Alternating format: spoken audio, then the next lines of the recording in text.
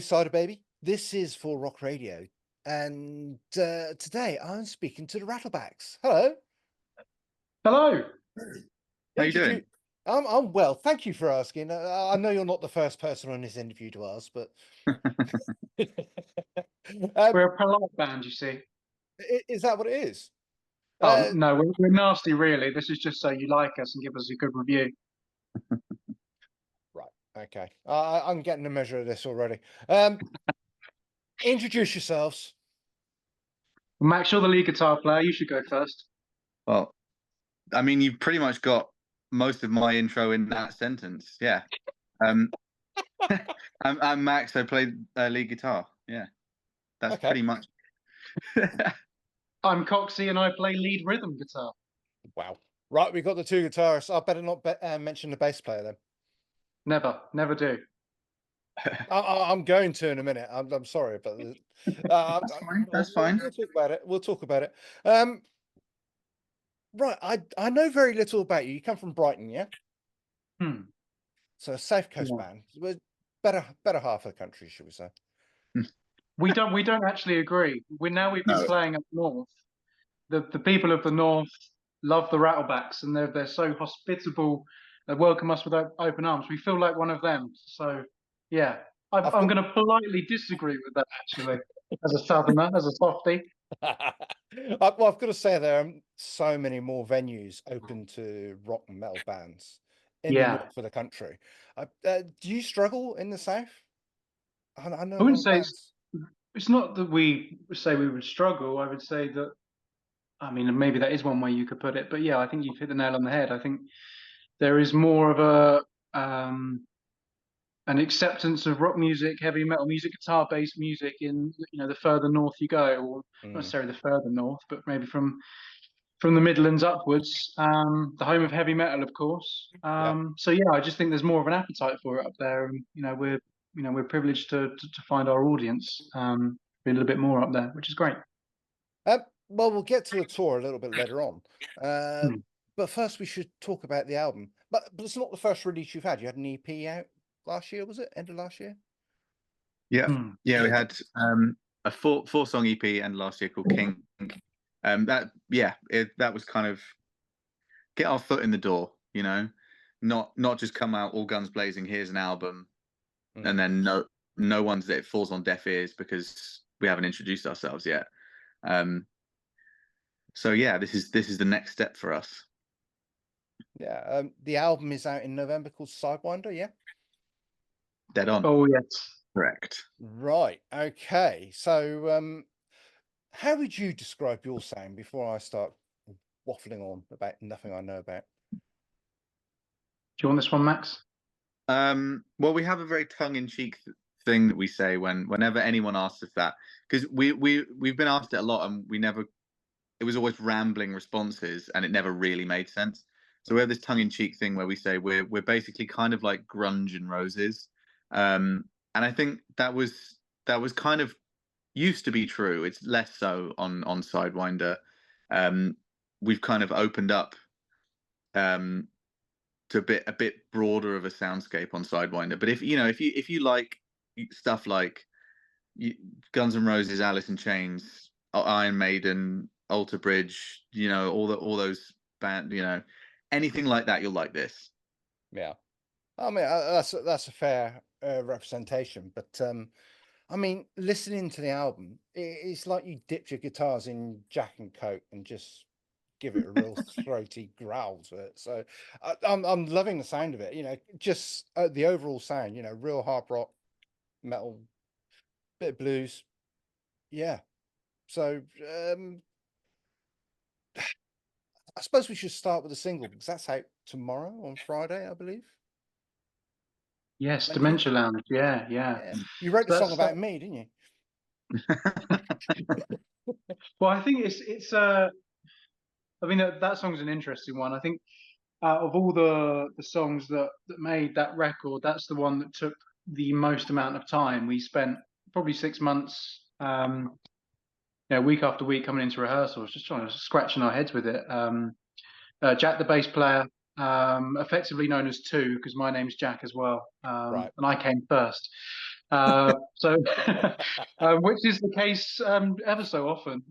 So he came up with the riff that you hear at the start, and then we added some more bits in and worked together. And then I think I was listening to a lot of Sabbath at the time, so I had the chorus, and then we built it up from there. But it just took a long time to get right. And then it had this creepy vibe to it. I suppose that more Sabbathy side of things. And yeah, it inspired me to, I suppose, to go down the route of that creepy dementia thing. I was with someone at work who said they're going to go and see their dad in the dementia lounge, and I was like, oh God, yeah, I'll write that down. My grandfather had Alzheimer's, and my grandma had dementia, so I thought I'd try and write it from a perspective of what it's like to go through it. I don't think I've necessarily heard anything like that in a song before to my ears. I'm not saying this is totally original or whatever, but an idea. But I just thought I wanted to write something that's very harsh and depicts the realities of what it is, and maybe I've lent into it a little bit too much, but that's the theatrics of what we do. I hope I've made something tasteful, and I hope I've made something true to what what it is. And when I say I mean that from a lyrical perspective, but obviously we have done the same. Yeah. I'm glad you said that you've been listening to a lot of Sabbath, because I think there's a few influences creeping in throughout the whole album, actually. Like the final song was, I sort of like heard it and I thought, this could be a rework. Well, not a reworking. That's quite wrong. It sounds like you were listening to Electric Doom and thought we could do this a lot better. I can't say I know who they are, so that would be. Oh, right, okay. Unfortunately, I'll go and check them out if that's the case. But yeah, no, I'm not sure where that one came from. Deep in the subconscious. Okay, but is it Lazy Brain or Lazy Brian? Sorry, I haven't got my glasses on. It's funny you should say that, actually. Yeah. It used to. So that song used to be called Lazy Mind. This is just a weird little tidbit. But yeah, it used to be called Lazy Mind. And when we were writing all the songs down and getting a track list together for our producer Dave, bass player, wrote down Lazy Brain, and because he just thought that was what it was called. Yeah. And he misspelled it Lazy Brian. So when we went into the studio, Dave was like, "So so how does Lazy Brian go?" And we were like, "What the hell are you talking about?" And it just became this running joke after that. And then it's in there, but it's quite hard. It's tricky to hear it. But the voice box actually says Brian over and over again in the track, and we just kind of put those little Easter eggs in there because it was a funny moment. Okay. I'm gonna go to the song that I really do like, and we will mention the bass player in this because there is a little point in this. It's Hey Calm the Silence. I've got to say, I'm loving like the drum intro and then the bass line. Yeah. And then when the bass kicks in, I think it's the end of the first or intro to the first chorus or something like that. Yeah, I'm really liking that song. That's got single material written all over it. Yeah, we're saving that till last. We're going to do 4 singles, and we're going to give that we're going to put that at the arse end of the campaign to give it, to give it one last hurrah. As many of us do in the industry, I'm sure, listening to Justin Hawkins, and he said, "I believe in a thing called love" was 4th. So I was, like, right. Okay, we'll keep that in the back pocket then. Yeah. That's got to be my favorite song. I mean, the vocals on it are just superb as well. But I mean, everything's got a lovely chunky feel to it. Chunky riffs, chunky feel to the guitars. Gods is another one that I like. But how about you guys? I mean, if you were to pick a song each and say, this is us at the moment, what songs would you pick? Oh man, are you asking for a favorite or like a song to define the record and the band? Oh, well, this is a choice. Perhaps we should have said both. We could do both. Yeah, go on. What is your favorite? What song defines the band? I think my favorite, the one that I can pretty much just I can put it on and it can just play over and over again forever, is Behind You. That one for me, obviously I'm not as emotionally attached to it in terms of lyrical content as Coxie is. But yeah, for me that one was kind of a when that was finished, I kind of took a step back and went, wow, okay, we really did this a service. You know, it came out so much better than I ever thought it would. But the one that really like defines the band's sound, that's maybe Waste. Okay. Yeah. Are Yeah. you going to say the I same can thing? see that. Yeah, I was I going can to say see that. exactly the same thing. I think, yeah, I mean, work so well together. yeah. We finished each other's. Oh, he's taking a drink. Bollocks. Yeah, Sandwiches. So yeah, I mean, I would say the same thing. I mean, I think Waste, it kind of does define, I guess, who we are as it stands at the moment. It's got that heaviness to it. It's got the growl bit of screaming. It's got the screaming solo as well. It's anthemic, but it's groovy.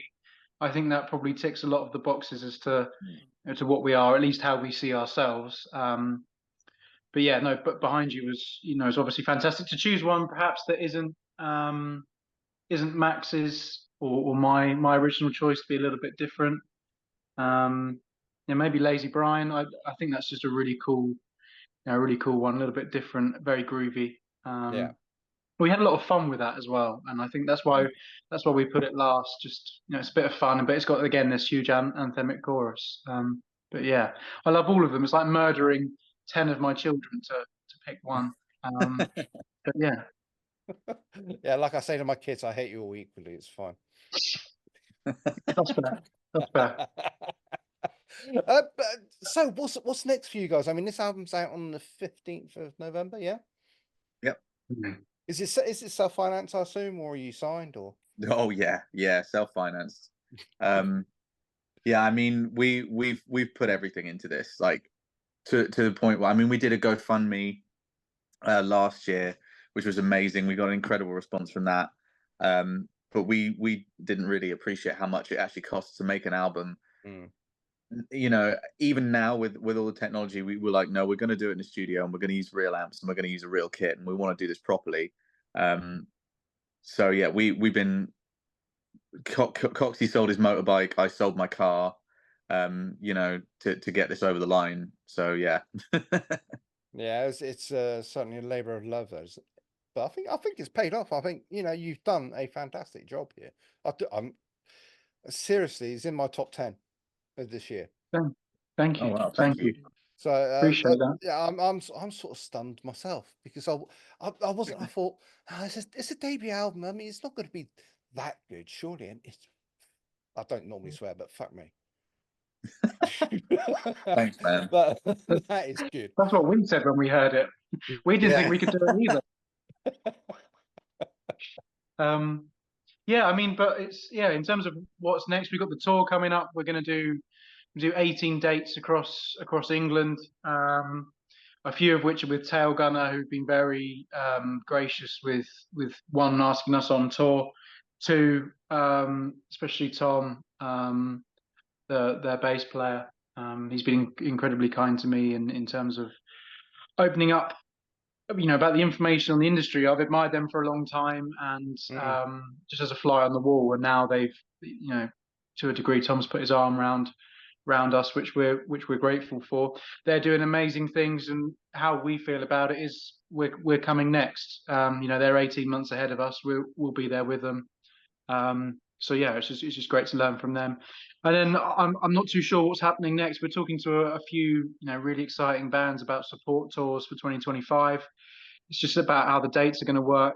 If we go to Europe first, or what we do. But then again, it's how do you juggle a holiday with the full-time jobs that pay for all this stuff. So yeah, but is what it is. It's the game. Yeah, I'm afraid it is. I mean, you're also reliant on merchandise sales and stuff like that, and album and CD sales, really, aren't you? Yeah. I mean, it would be nice to break even at some point. But yeah, we've got a house deposit riding on this, basically. So we need to sell a lot of vinyl to make that back. But we believe in it. We're confident. We don't think that 95% of bands out there are good enough and exciting enough to make hard rock interesting again. As a fan, and that's how we started this. We're fans of it, and we're not hearing what we want to hear. So that's why the Rattlebacks exists. So we hope, and we feel as fans, we're the band that's lacking. We think we're exciting. We think the music is done to a very high standard with the production.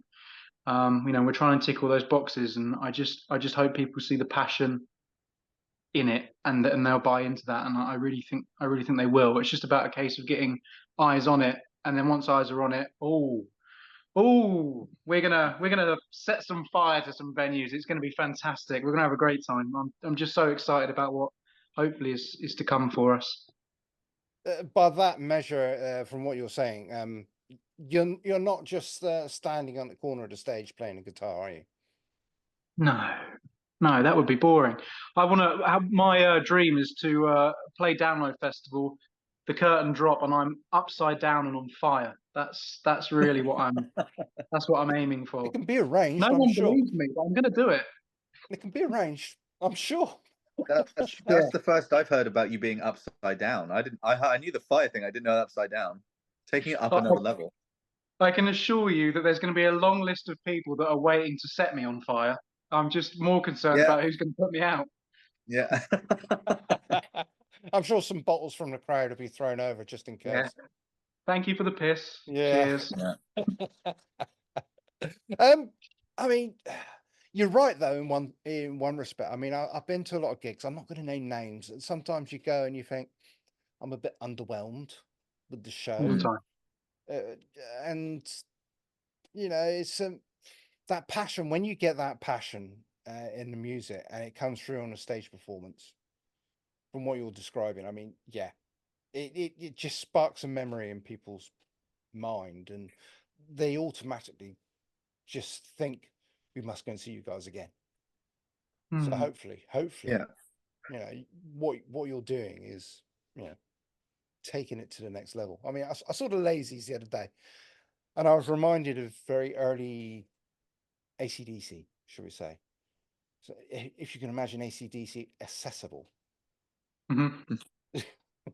But that's what it should be about, shouldn't it? There should be passion. There should be a man standing on top of the stack of amps. There should be a man standing upside down on fire and stuff like that. Exactly. I completely agree. It's a real, Max has heard me go. I've got to be careful because I do tend to go off on absolute rants about it. It's because I'm so passionate about it. And I come from the school of Axl Rose and that huge energy that he used to bring to things that made it exciting. They use the word dangerous. I'm not out here doing a nunchuck show like Buckethead, if you can class that as dangerous. But I'm not inciting riots. But the crowd has got to feel like you want it, and I just want to get that across with our stage performances and how we come across, because I just think that's what's missing. I just don't get it. I don't get why these bands turn up and they just sort of just look at the floor and fuck off, please, because there are people that are desperate to do this and for the right reasons, and whether we deliver on that, I don't know. That's not for us to decide. But at least that's what we're putting out there, and hopefully that same energy is reciprocated. And have you got the dates to hand, or shall I read them out for you? Oh yeah, read them out for us. Okay, let me don my glasses because the writing is very small. The Rattlebacks live October the 16th in Wolverhampton KK Steel Mill. I mean, that's a good way to kick off. A place I'm going to on Saturday, Manchester Rebellion, on the 18th. On the 17th. On the 18th, Northampton, the Black Prince. 19th, Leicester Soundhouse. November, we jump to must be album release day, the 15th. Guildford, Star. Southampton, The Hobbit on the 16th. 21st, Reading Face Bar. 22nd, Brighton, hometown gig, no doubt. It is, yeah. 23rd, shall we mention Bridgewater? I don't know. It's a skill alley. The 28th, the Bath, Burdale's Yard. Hastings on the 29th, 30th, Liverpool, Zanzibar. 5th of December in London, Black Art. That should be a good gig. Hmm. Sheffield on the, hang on, I've lost my dates. Norwich after Hitching, Winchester, and Newcastle with Tailgunner. Let me take these off again. I look much cooler. That's quite a run of dates.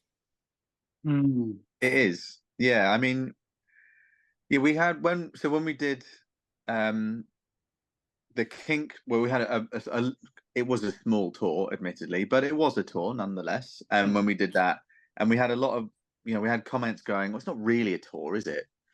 And it was the first time we'd ever done it, and we were all very excited. And to hear someone go, nah, whatever, it was like, all right, this time we're going to do it properly. So we went big, and when like Coxie was saying this yesterday, that when we announced it and we put all those dates up, big poster and everything, all the comments were going, fucking hell, that's a lot of dates, that's a big tour.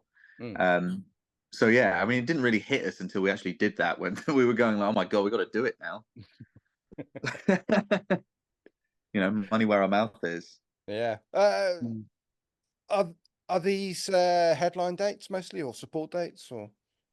I think they're all headline or co-headline, apart from the 5 with Tailgunner. Right. Okay. Which are, oh my god, so the ones that are Tailgunner are the 16th and 17th of October. Yeah. And the 21st, 22nd, and 23rd of November. The rest will be headlining, or at least co-headlining. Okie dokie.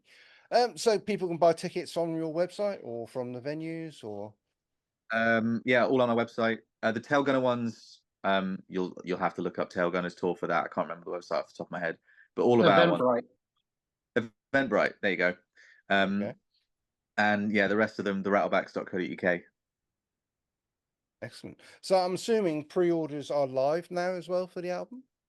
Oh hell yeah, yeah! They've been live for a while. If you order it as well, you'll get the vinyl a week early, and it comes with a digital copy as well. Right. So you'll get it. You'll basically get it a week early. And yeah, you get a whole Loads of host other of stuff that we're loads of hoping other to put in there as well. We're doing there's going to be a QR code in there that we're going to dump a load of videos in terms of just the bollocks that we get up to as a band, the stupid videos, a lot of behind the scenes content. We're trying to make a vinyl that's a little bit, I suppose, more modern. I don't know if other people are doing this. I'm sure they are. But yeah, we're trying to give people something for their money, because it is a lot of money. But hey, we've spent a lot of money, so buy it, please. Please, God, buy it. I've got to say, it will be worth it. I mean, all joking aside, like I said, you're in the top 10 of my albums of the year. So I just tell everybody to go and buy it. It's just one of those, don't need to listen to the singles or anything like that. Just buy the album. I mean, we completely agree. We agree, yeah. Okay. Anything else you'd like to say before we sign off here? Ooh, that's a very good question. I just think that if you're looking for a band and you're bored like we are of what you're seeing, I know it's very difficult for anyone to really get into a new band, because it's just tough. Everyone's got their favorites, and everyone doesn't necessarily want to try something new. But please give us a try. We're passionate about it. We're here to try and change things, and I promise you that if you spend your money on a ticket, you won't be disappointed. We'd love to meet you. We'd love to see you, and we'd love you to give us a chance, because we're really trying, and we think we're doing it for the right reasons, and I hope we've delivered on that in the album. So yeah, hope you like it. Yeah, absolutely. Is that it? Absolutely. No, that's brilliant. I'm only taking a mic. I'm sorry. Couldn't have said it better myself. Okay. No, guys, the Rattlebacks Sidewinder album is absolutely superb. Just people go and buy it. Go and pre-order it. Go and see these guys live. I think it's going to be worth your while. And guys, thank you for taking the time to chat with me. Most welcome. Thank you, you, mate. Dave. Yeah, thank you.